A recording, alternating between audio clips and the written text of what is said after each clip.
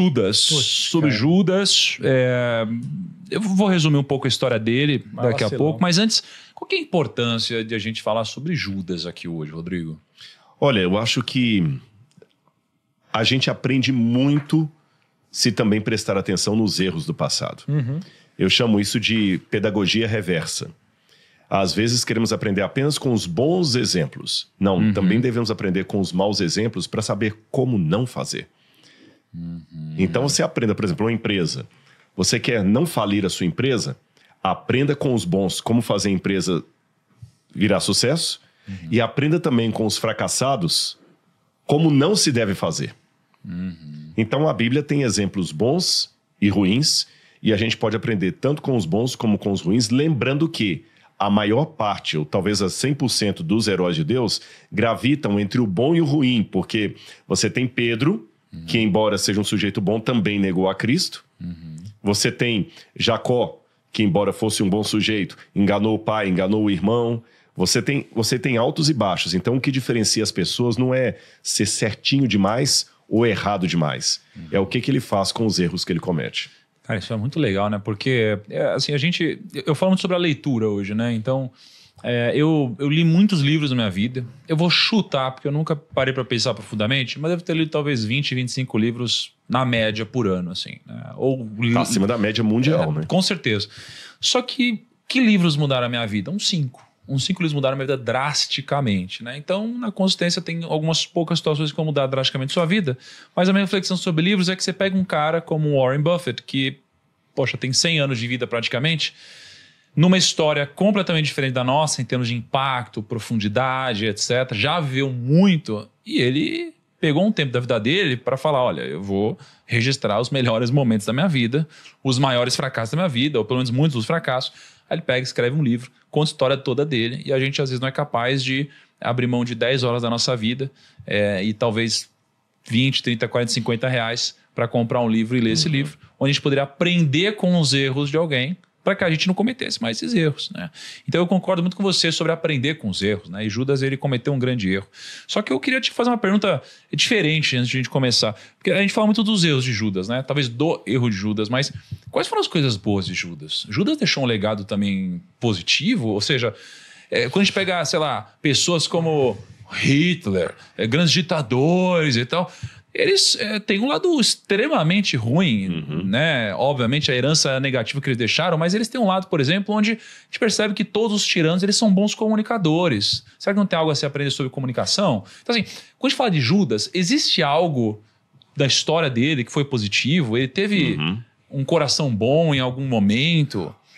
Sobre o Judas, o problema é que a gente tem retalhos de história, a gente não tem um quadro completo. E a gente tem que ler nas entrelinhas da Bíblia sem forçar o texto. Porque ele foi meio excluído. Você acha que ele foi meio excluído da Bíblia? Não, é porque a Bíblia, como ela traz dezenas e dezenas e dezenas de história, você às vezes vê assim, 10, 15... Se pegar tudo que fala do sujeito, dá 15, 20, 30 versículos. É muito pouco para você saber detalhes. E aí alguns caem, lógico, num romantismo, uma licença poética que vai inventando coisas e tudo mais e tal. Como o ladrão na cruz, por exemplo, né? A gente tem 3 versículos que mencionam o sujeito ali. Então, de Judas, a gente tem que pegar o que a Bíblia diz e conseguir ler as entrelinhas e o contexto da época. Então, para responder a sua pergunta de maneira assim, direta, Judas teve muitos pontos positivos. Por exemplo, ainda que haja uma discussão entre os teólogos se ele foi chamado por Jesus ou se ele se ofereceu e Jesus apenas aceitou, Jesus um dia falou assim, eu não vos chamei em número de 12, então parece que Jesus chamou igualmente a Judas.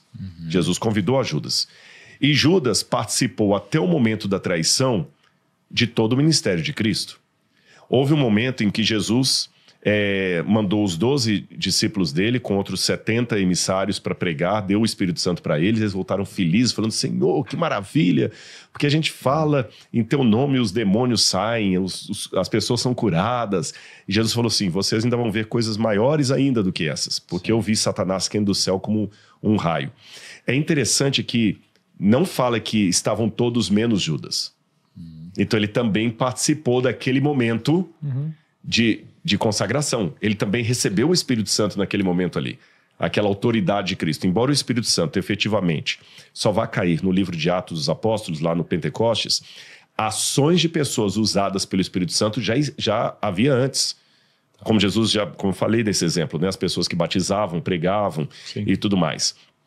Judas esteve com Jesus nos momentos... Sabe aquele camarada assim que parece que não vai pra frente? Você fala assim, tem que dar um empurrão, senão ele não vai. Eu vou provocar que eles o prendam.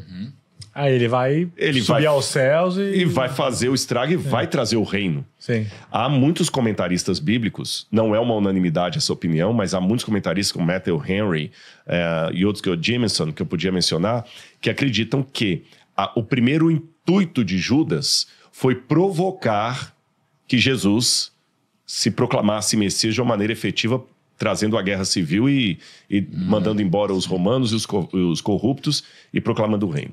Agora, qual é o problema dele se tinha essas virtudes que eu estou elencando aqui? 2 problemas, que vale até por lição da vida. Você pode até estar no caminho certo, mas se você não completa a jornada, você fica parado no graal. Caraca, né? E quantos de nós temos o talento certo, estamos no caminho certo, com as pessoas certas, sabendo o que precisa fazer. E para no posto de gasolina e fica lá. Não vai até a praia.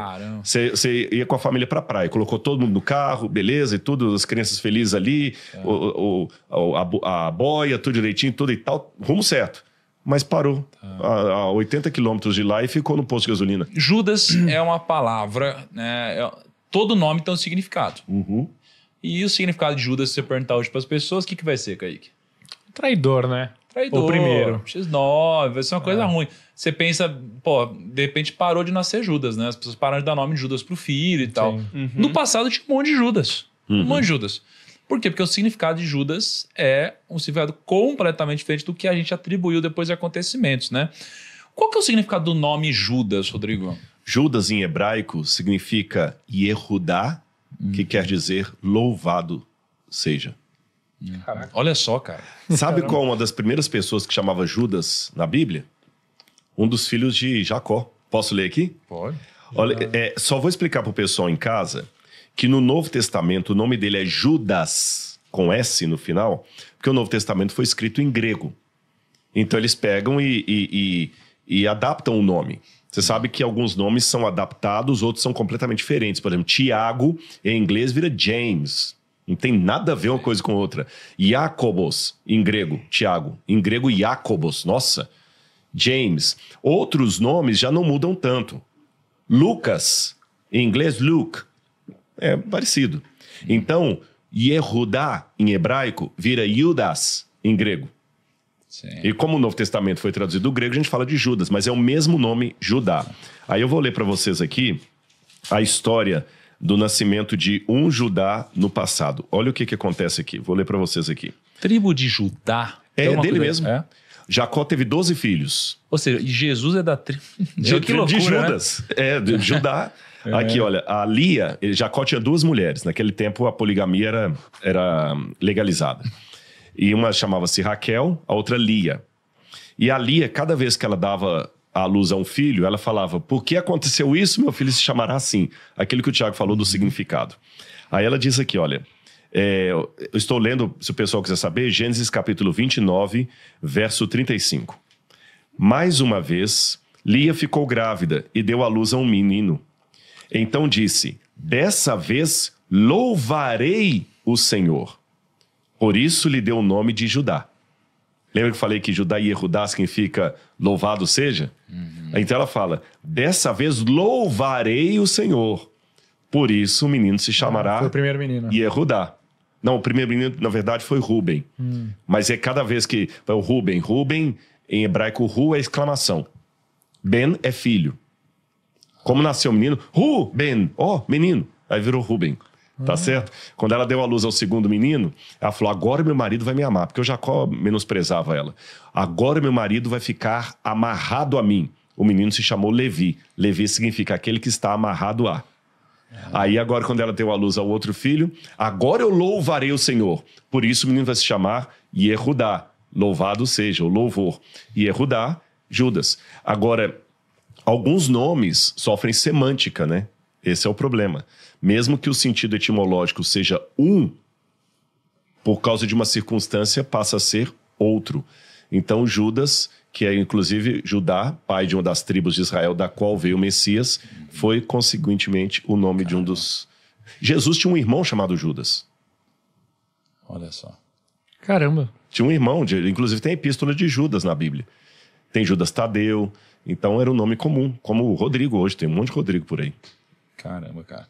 E quando a gente pega Judas, tem uma coisa interessante, que é sobre a origem dele, Rodrigo, que Judas Iscariotes nasceu em Jerusalém, por volta de 3 a.C., segundo o Novo Testamento. Iscariotes, a gente fala Iscariotes, né? Ish, em hebraico, é homem. Kiriot era uma vila da Judeia. Então, Iscariot, ou Iscariotes, da vila da Judeia. Porque e o pai dele também tinha esse nome. O pai dele chamava-se Simão. Simão Iscariote, que tem uma parte lá em João que fala o seguinte, Judas, filho de Simão Iscariote. Então, Iscariote. Agora, o fato dele nascer na Judeia o colocava em vantagem. Sabe por quê? Pode falar disso aqui agora? Já Pode. O mapa de Israel era dividido mais ou menos assim. A galera vai entender. Na época do Novo Testamento, tá? Não estou falando do Israel moderno, nem do Israel do Antigo Testamento, na época do Novo Testamento. O mapa de Israel era o seguinte. Ele tinha em cima a Galileia. Então aqui está a Galileia. Aqui embaixo ficava a Idumeia, a Pérea, Idumeia e Pérea, aqui em cima a Galileia, Samaria e a Judeia. Desses 5 regiões, a mais espiritualmente respeitada, a mais espiritualmente, assim, glamurosa era a Judeia. Porque Jerusalém ficava na Judeia. A Galileia era a menos ovacionada. Aliás, a segunda, porque os samaritanos não eram considerados judeus. Então, vou tirar os samaritanos fora. Das regiões judaicas, excluindo os samaritanos, a melhor era a Judeia. E a pior era a Galileia. Havia tanta piada contra os galileus na época, que no Talmud, por exemplo, é dito que durante o dia do Yom Kippur, que é o único dia na liturgia judaica em que o sacerdote lia o nome sagrado de Deus em público. Você sabe que tem todo um tabu em relação ao nome sagrado de Deus. Os judeus até hoje não pronunciam. Esse amigo judeu que estava com você, se ele for um judeu assim, praticante, religioso, ele vai falar Hashem. Ele não vai falar Yahweh, o Jeová, ou Javé. Eles falam Hashem, ou Adonai. O único dia que você podia ler o nome de Deus pronunciando era no dia do Yom Kippur. Aí o Talmud falava o seguinte: proíbam os galileus de participarem do Yom Kippur, porque se forem escolhidos para ler a Torá, eles podem pronunciar errado o nome de Deus e ofender os anjos. Você acha então, Rodrigo, que assim... Então ninguém gostava deles. O Judas foi o único que não vinha da Galileia. Ou seja, o único que, numa busca por discípulos, era o único credenciado. Exatamente. É o que eu tô imaginando. Como se fosse assim, esse daqui vem daquela região ali. Ou seja, meio que sem estudo, sem educação, sei lá o quê. Esse daqui vem daquela outra, que tem um pedigree diferente e tal. Você acha que tem alguma relação com o fato de ele ter sido elencado como uma pessoa que vai ser o tesoureiro do grupo, que vai cuidar do dinheiro, que geralmente é uma posição que exige talvez um pouco mais de conhecimento técnico? Sim, sim. Principalmente porque essa é uma incógnita que eu mesmo tenho. Tá. Jesus tinha um outro bom tesoureiro ali, que era Levi Mateus. É verdade. Era o ofício dele, né? Era o ofício dele. Por que Jesus deixou ser Judas? Será que Jesus não percebia que Judas estava roubando? Será que Jesus também foi enganado? Judas estava roubando? Tava, quer ver? Olha o que a Bíblia fala aqui. Vai ver. Vou mostrar aqui no livro de... Tinha uns quebra-pau aí. Tinha uns quebra-pau. O cara tinha caixa 2, mano, no Ministério de Jesus. Que loucura isso, né? Essa foi boa. Aqui fala que... Quer ver? Deixa eu só pegar aqui o momento que fala que Judas roubava do grupo quando ele foi reclamar aqui. Deixa eu ver aqui.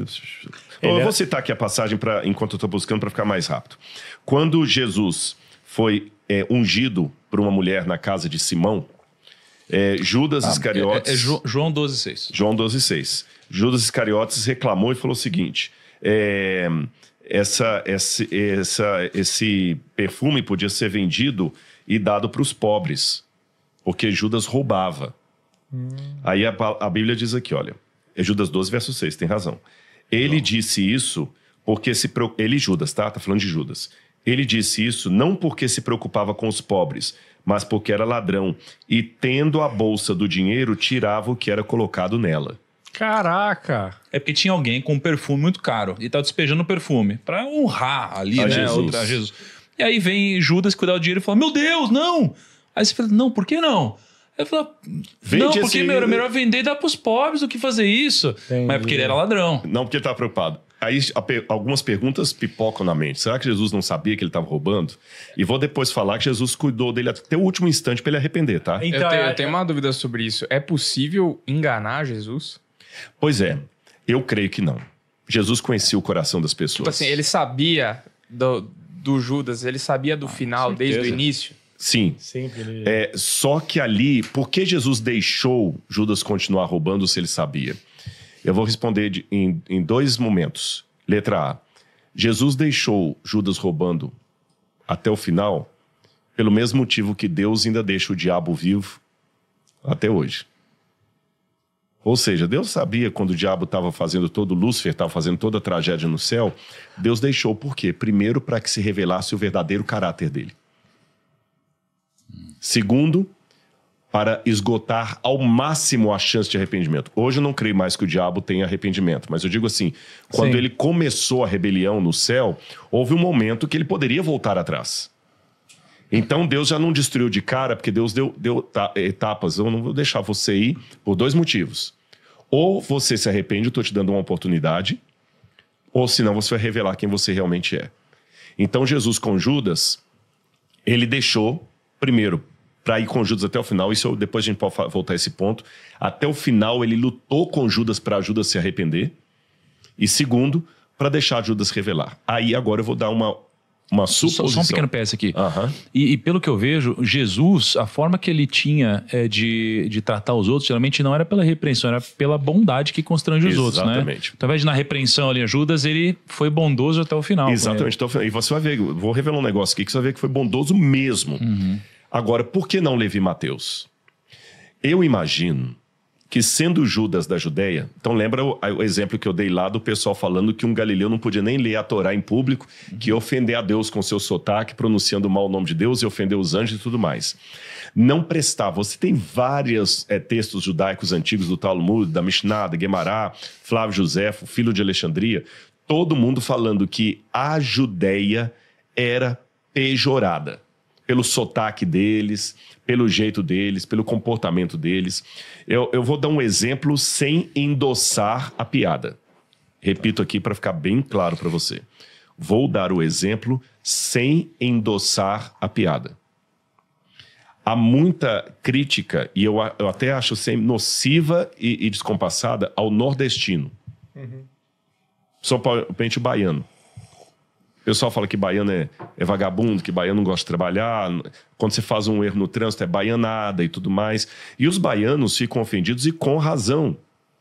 Primeiro que se você for a Salvador 7 horas da manhã, o trânsito está caótico, todo mundo correndo atrás do seu prejuízo, igual São Paulo. Então são piadas que caem na cultura popular, mas estão longe de ser a verdade.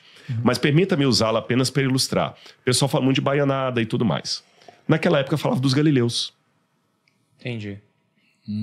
E o preconceito chega a tal ponto que se o sujeito falar o seguinte: eu sou formado na escola de administração da USP. Uau! E você? Eu fiz administração na escola de Feira de Santana, na Bahia. Você vê que o peso já é outro. Zoada, né? Já dá uma zoada. Naquela época, esse peso era com os galileus. Você entendeu? As piadas eram sobre os galileus. A religião de segunda categoria era dos galileus. O lugar que tem mais delinquente era dos galileus. E se tinha um lugar que o Messias não podia ter vindo dele, era da Galileia. Aí Jesus, para quebrar todo o establishment, ele nasce na Judéia, em Belém, mas ele é criado na Galileia.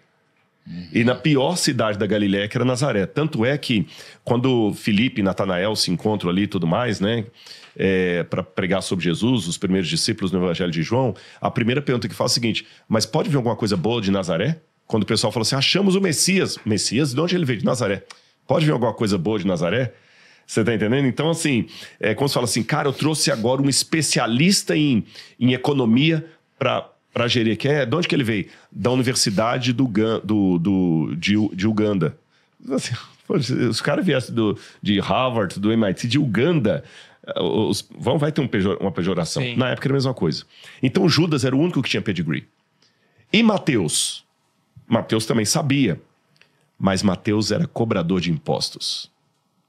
A gente vê os 12 discípulos assim nessa imagem de Leonardo da Vinci, todo mundo bonitinho ali, mas o pau deveria quebrar. Sabe o que significa? O que significava na época Mateus está no grupo?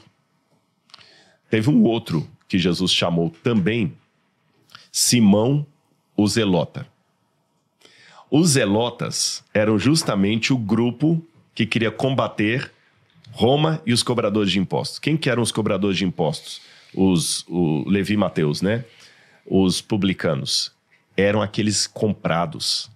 Era do meu próprio povo que ficava a serviço de Roma para cobrar impostos. Eram ladrões corruptos. Eram os opressores. E os zelotas eram os que queriam pegar em espada, arrebentar com tudo, acabar com tudo. Vamos botar fogo. Che Guevara. Então é como se Jesus colocasse Lula e Bolsonaro no mesmo grupo ali para ser discípulo dele. Fofinho, né? Ia ser uma... Maravilhoso. Enfim. Não, tô falando sério. O pau devia quebrar entre Sim. eles ali. Aí eu imagino agora perguntando a vocês. Troca de cadeira, você acha que... exatamente. Você acha que naquela circunstância o pessoal ia aceitar Mateus como o tesoureiro do grupo?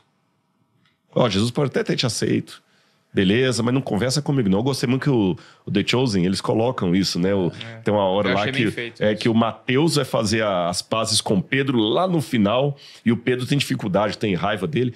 Aquilo ali foi muito bem retratado, porque deveria ser assim. A gente pensa os discípulos todos bonitinhos ali, tal, igual um time de futebol. Não, eles tinham raiva. Então eu imagino que havia tanto preconceito que se Jesus colocasse Mateus como tesoureiro, os outros não aceitariam. Então ele falou, então o que vocês acham? Judas. Então Jesus, tá bom. Deixa ser Judas. É tipo uma